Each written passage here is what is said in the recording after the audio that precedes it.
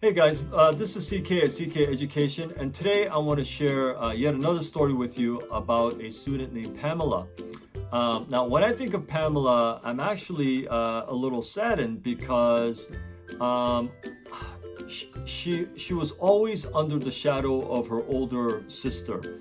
And I've seen so many, literally hundreds and hundreds of these kinds of situations in which the older sibling does really, really well, just killing it at school, is outgoing, is a leader, just does great, and the younger sibling just can never measure up to the older sibling's performance in anything, and so they always feel like they're never good enough.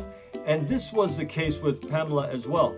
And her older sister, I mean, she was one of my students as well. She went to, very smart, very energetic, very outgoing, a leader, did a lot of community service, involved in everything. I don't think she ever got a B in high school. She went to a top 15, top 20 college, in a very challenging field. And she just does so well.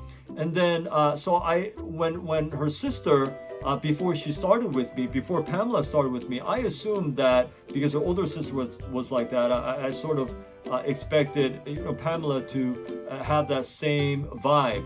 It was totally different. Pamela was subdued. She was more timid. She lacked confidence, and she just,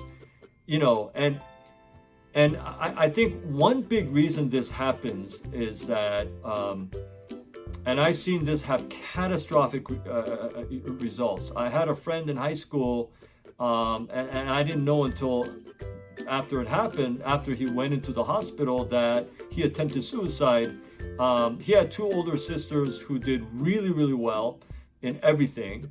And then he was the youngest, and he was always compared. His whole life, he was compared. Your sisters do this. Why don't you do this? Why can't you do this? Why can't... And it was always a comparison. His identity was, I'm just never good enough, especially when compared to my older two siblings, my two older sisters, who are so good at everything, and they got their life together. Me, I'm just messed up. And this was his identity in his head.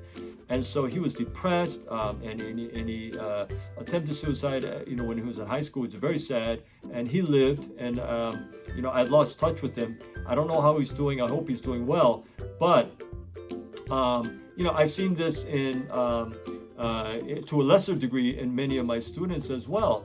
That parents, ever since a young age, again, it's weird to me that parents think that they can motivate their kids by doing things so wrong. I've said in other videos that I've seen many parents who just discourage their kids, thinking that that's going to motivate them. Like, I don't want to encourage them too much, and I'm thinking, but there's a time and a place. You got to encourage them when they do well. And you gotta help them when they need help. But when they do well, you should praise them. You should tell them they did well. But at the same time, you should teach them to work hard and on and on. But even when they do really well, I've had parents who just say, a kid gets 1530 on the SAT, and they're like, well, you're gonna take it again, right? Like, I've seen parents literally do this, and it totally demotivates the kids. But another way that parents demotivate their kids is comparing them to siblings. This is such a dangerous thing. This is such a demotivating thing. When a kid grows up always being compared to a sibling, it just makes them feel like crap. It makes them feel like, I'm just never good at anything. I'm not very valuable, I'll never be as good as this person. The parent might be thinking, I'm just doing that so that she can get more motivated, so she can, do more of what her sister is doing. But the mistake that many parents make is that they're trying to just get outward results. It's always the inner drive and inner motivation that brings out the outward results. And if you kill the motivation on the inside, you're not going to get much else on the outside. And that's what I think parents sometimes don't understand. It's so important that they understand this. You got to motivate your kids on the inside. You got to make them feel like $1 million on the inside. You got to make them feel loved and appreciated and valued, and that they are a one of a kind. They're not just a lesser form of their siblings who do so well, And each child is unique in and of himself or herself, and the child has, and the person has to feel that this has long-term repercussions in life.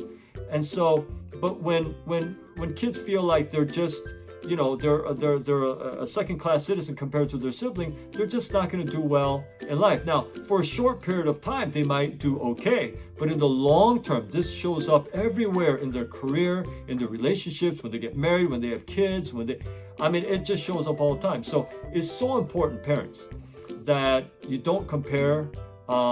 This kid is who this kid is who this kid is, and you treat them as individuals. You love them, you encourage them, whatever needs they may have individually, you help them individually with those needs, not expecting this kid to be just like this kid or vice versa. It just doesn't work.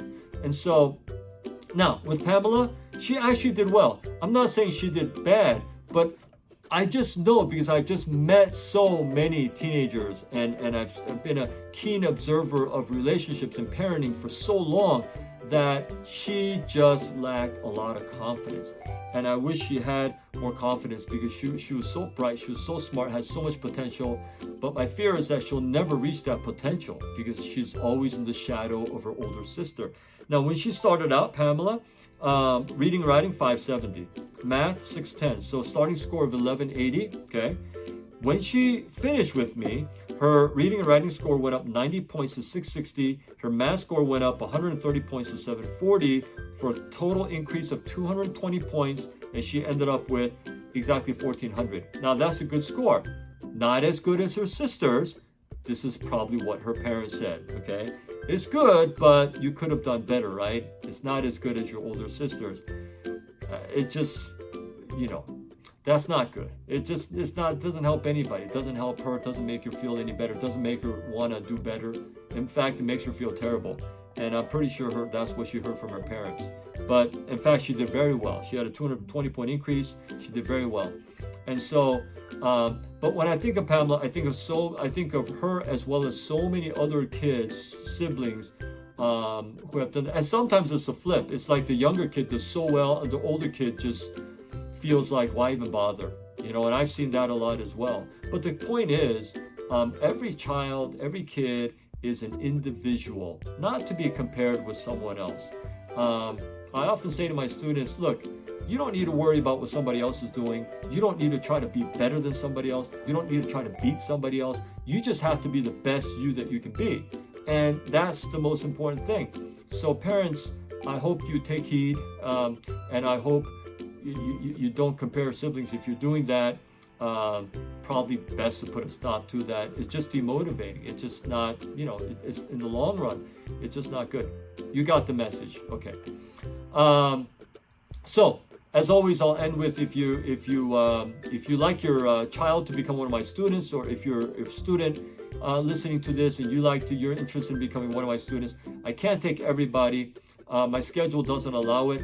But if you go to ckeducation.org, my website, and you click on the SAT Prep application form there, in the bottom of it, there's a comment section. And in the comment section, please write in there why you think you would be a great fit as one of my students. And I promise I will read that. I will get back to you personally. And then I'll make my decision. But I hope to hear from you. And until my next video, I hope you stay well.